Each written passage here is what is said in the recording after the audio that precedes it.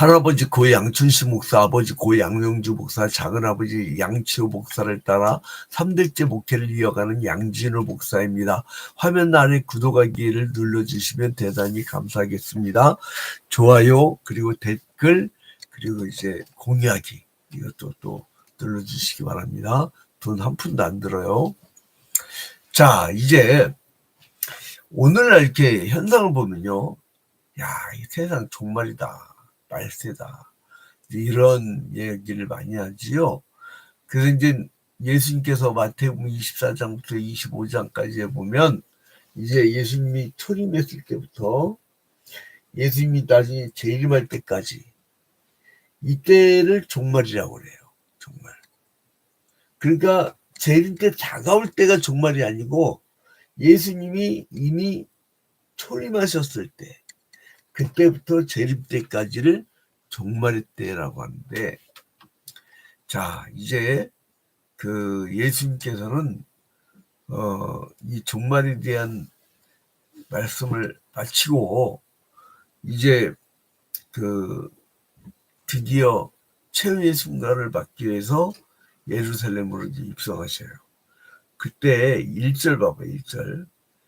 예수께서 이 말씀을 다 마치시고, 어떤 말씀이었어요?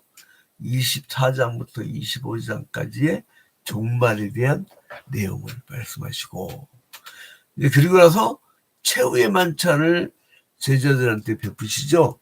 자, 이제 여기서 마태복음 26장 그러면 뭐를 얘기하고 있냐면 최후의 만찬. 이거는 얘기하는 거고. 최후의 만찬. 그리고 두 번째로는 그 겟세마네 기도. 중요한 사건입니다. 겟세마네 사건. 나머지는 그게 중요하지 않아요. 왜요? 예수가 출전해. 예수가. 우리가 이제 교회 생활한다 그러면 어떤 사람들은 사람한테 보이려고 믿음 생활하는 사람이 있어. 그거 아무 소용 없어요. 중요한 게 뭐냐면 예수를 위해서. 예수. 교회가 왜 서 있느냐? 내 사업 번성이 아니에요. 예수 그리스도의 복음을 증거하는 거예요. 예수, 오직 예수. 자, 그리고 이제 체포를 당하시고 불법 재판을 당하죠. 체포당하시고 그리고 불법 재판을 하게 되죠. 이 사건.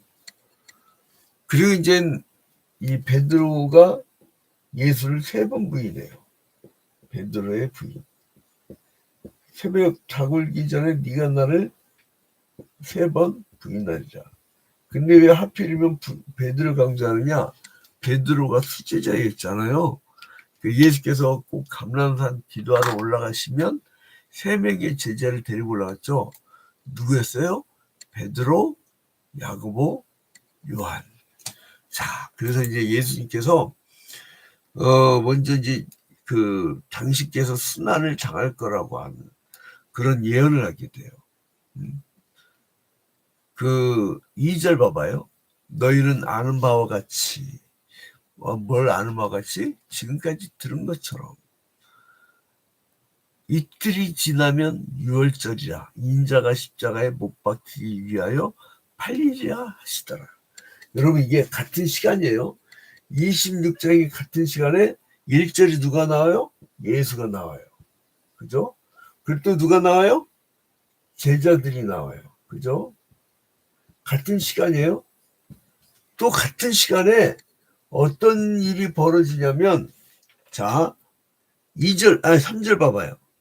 그때에 대제사장들과 백성의 장로들이 가야바라는 대제사장의 관정에 모여. 그래서 대제사장과 그리고 장로들 같은 시간대예요.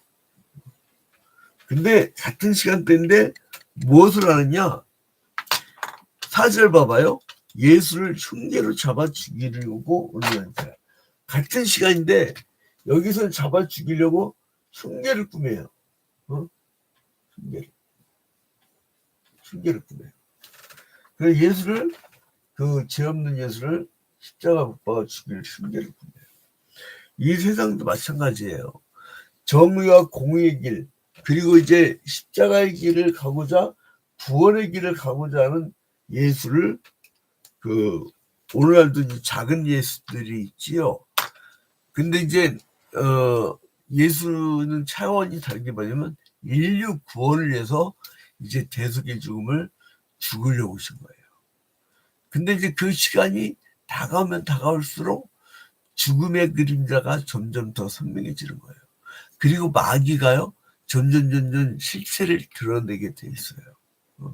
그러니까 저 인간은 아주 저렇게 잔인하고 저렇게 아주 더러운 짓 안 하냐, 그렇게 볼 필요가 없어요. 왜냐하면 그 사람은 그 사람대로 이제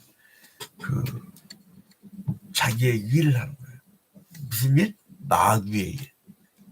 흉계를 꾸미죠. 흉계를. 어떻게 같은 인생을 살더라도 메시아를 죽일 생각합니다.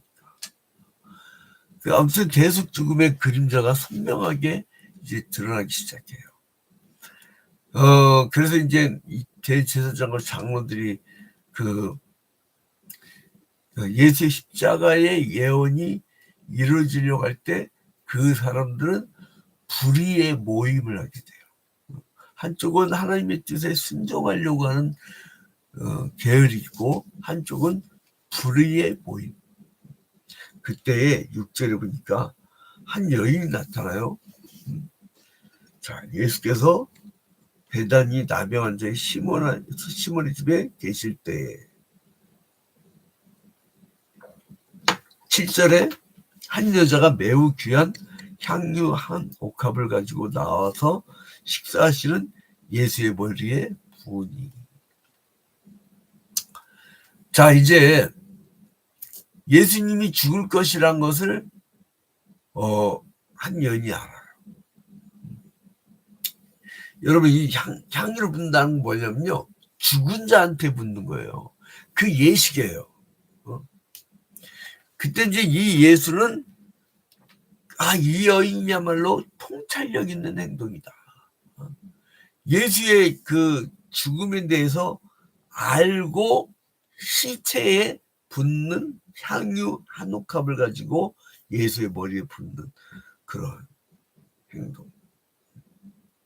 그러니까 이것을 8절 9절을 보니까 제자들이, 야, 그 비싼 향유를 가난한 자들한테 나눠줄 수 있는데 왜 그 짓 하냐, 뭐 그런 거예요.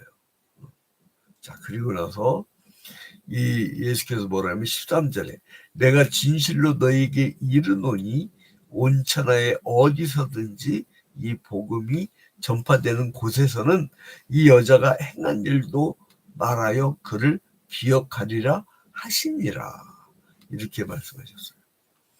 자, 근데 이제 14절에 보니까 그때에 이제 예수의 제자 중에 하나가 이 흉계를 꾸미는 이 그룹으로 가요. 누구냐? 가룟 유다. 이 배신자. 이렇게 가서 그 흉계에 동참하게 되죠. 자, 13절부터 보니까 그때의 12 중에 하나인 가룟 유다라는 자가 대제사장들에게 가서 말하되 내가 예수를 너에게 넘겨주리니 얼마나 치려느냐. 그러니까 이 영적 가치를요, 돈으로 환산하려고 그래. 그리고 이 사람이 뭘 들었어요? 예수가 십자가에 달려 죽을 것이라고 하는. 그러니까 가룟 유다는 뭐 때문에 따랐느냐? 이사야서를 잘못 이해해가지고 마치 메시아가 나타나면 그 칼을 들고 말을 타고 적군들을 싹 다 쓸어내는 그런 작업을 할 거라는 착각을 했어요. 그런데 자기의 스승이 십자가에 달려 죽을 거라고 자꾸 얘기하니까, 아유, 이럴 바에는 차라리 그냥 팔아버리자. 돈으로 받자. 그러니까 이 사람의 목적이 뭐였어요? 돈이었던 거예요. 그러니까 은 30에 팔아버리는 거예요. 자, 그래서 이제 그 가치가 뭐냐? 가치관. 하나님 나라의 그 사랑과 평화의 가치관이냐, 아니면 물질의 가치관이냐. 나는 너무너무 놀란 적이 있어요. 그때가 언제냐면 3년 전에. 저 사람은 이제 주변에 무당이 많으니까 이 무당 조건이 들어오면 이 나라 큰일 납니다. 하나님이 버립니다. 그리고 지금 잘 산다고요? 한번 망하기 시작하면요, 이 나라 걷잡을 수 없습니다. 하나님이 버립니다. 그랬더니 제 교단에서 욕을 먹었어요, 목사님들한테. 그 무당 조건이 뭐 어떠냐? 그 미친 사람들 아니야? 10계명이 우리의 원칙이고 1계명부터 3계명까지는 다른 신을 섬기지 말라고, 그리고 우상숭배를 금지했단 말이에요. 그거는 목숨을 걸고 막아야 될 거예요. 근데 자기의 이데올로기에, 그리고 가치관이 마치 가룟유다야. 예수의 가치관대로 하면 십자가를 져야 되는데 그게 싫은 거야. 돈 벌어야지. 그런 사람이 하는 거예요. 자, 근데 그 17절에 보면 유월절이 다가와요. 이 유월절은 출애굽할 때에 그 문설주에 어린 양의 피를 바른 집은 죽음의 사자가 지나가 버려요. 그래서 지나간다고 해갖고 패스 지나간다 어떻게 넘어가요? 쭉 넘어서 오버. 그래서 이 패스 오버가 이 유월절이란 말이에요. 유월절. 이 유월절 때가 출애굽을 할 때였었지요. 그러니까 예수 당시로부터 1500년 전, 지금으로부터 3500여 년 전, 그때의 이 유월절 어린 양의 죽음을 이제 예수께서 죽어주시려고 이제 십자가 달리시려고 최만찬을 열어요. 그래서 죽음의 의미가 뭔지를 다시 얘기해 줍니다. 그리고 자기의 죽음의 그 효력이 있어서 니들이 구원을 얻게 된다고 하는 것을 다시 말씀을 하셔요. 그리고 26절에 보니까 17절 먼저 보고 17절, 무교절의 첫날에 제자들이 예수께 나와서 이르되 유월절 음식 잡수실 것을 우리가 어디서 준비하기를 원하시나이까. 이 유월절 준비하는 음식이죠. 그 다음에 26절에 보니까 그들이 먹을 때 예수께서 떡을 가지사 축복하시고 떼어 제자들에게 주시며 이르시되 받아 먹으라, 이것은 내 몸이라 하시고, 또 잔을 가지사 감사기도 하시고 그들에게 주시며 이르시되 너희가 이것을 먹으라, 마시라, 이것은 제 사함을 얻게 하려고 많은 사람을 위하여 흘리는 바 나의 피 곧 언약의 피니라. 이 언약의 피가요, 이 언약의 피가 구약 시대 때는 율법대로 제사를 드렸어요. 어떤 제사? 제물. 이 제물에 제사를 드렸어요. 근데 신약 시대 때는 예수께서 직접 유월절 제물이 되신 거예요. 유월절 제물. 그러니까 문설주에다 발랐던 그렇게 제물이 되신 거예요. 그러니까 여러분, 제물이 되셔서 직접 그 십자가의 죽으심으로 우리의 죄를 사해 주신 그 예수 그리스도에 따라서 우리가 살려고 하면은 그 유월절 어린 양의 피를 우리 집 문설주 거기다 우리가 발라야 돼요. 근데 이 유월절 어린 양의 피를 어디다 바르냐? 마음에. 자, 여러분, 이제 우리가 보통 종교생활 하잖아요. 그 종교는 어디에 있어요? 그걸 종교의 좌소라고 하는데, 신학적 용어로, 자, 종교의 좌소인데, 종교 생활을 한다는 것은 영혼이 있어요, 영혼. 그리고 몸이 있어요, 몸. 자, 이 영혼과 몸이 이렇게 있는데, 어디에 이 종교의 자리가 있느냐? 바로 영혼과 몸이 함께 있는 이 몸. 이 몸에 종교심이 있다 이거예요. 자, 그러니까 우리 마음에, 그러니까 이게 마음의 마음.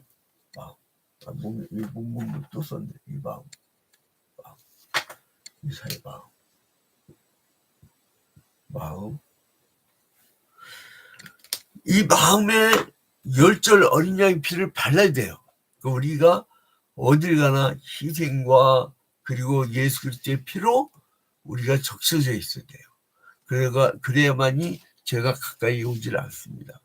그리고 예수님은 철저한 하나님이셨지만 이 땅에 내려올 때는 철저한 인간이 되셨어요. 그러니까 죽음을 앞두고 얼마나 겁이 나겠어요. 제가 죽을 고비를 몇 번 넘겨봤었는데 사람이 죽는구나 할 때요. 사실은 사람들 앞에는 제 믿음이 강한 척하지만 굉장히 두렵습니다. 두려워요. 그런 예수님이 죽음을 앞두고 겟세마네에 올라가가지고 피땀 흘리면서 기도해요. 왜 그래요? 두려워서 기도한 거예요, 여러분. 그 오죽했으면요, 이 잔을 피하게 해달라고. 그러니까 마지막까지 하나님께 기도하면서 철저한 인간으로서, 철저한 하나님이자 철저한 인간. 그러니까 이것 때문에 얼마나 많은 이단들이 나타났습니까?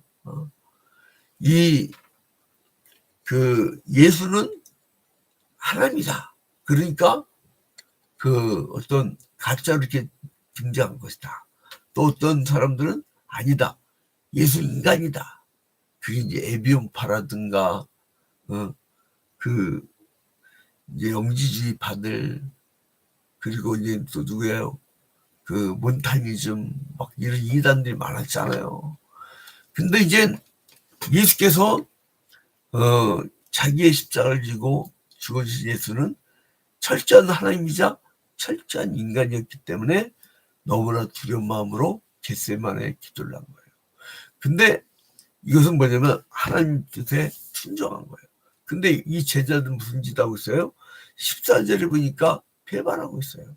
또 31절 보니까, 34절 보니까 도망가고 있어요. 52절 보니까 도망가고 있어요.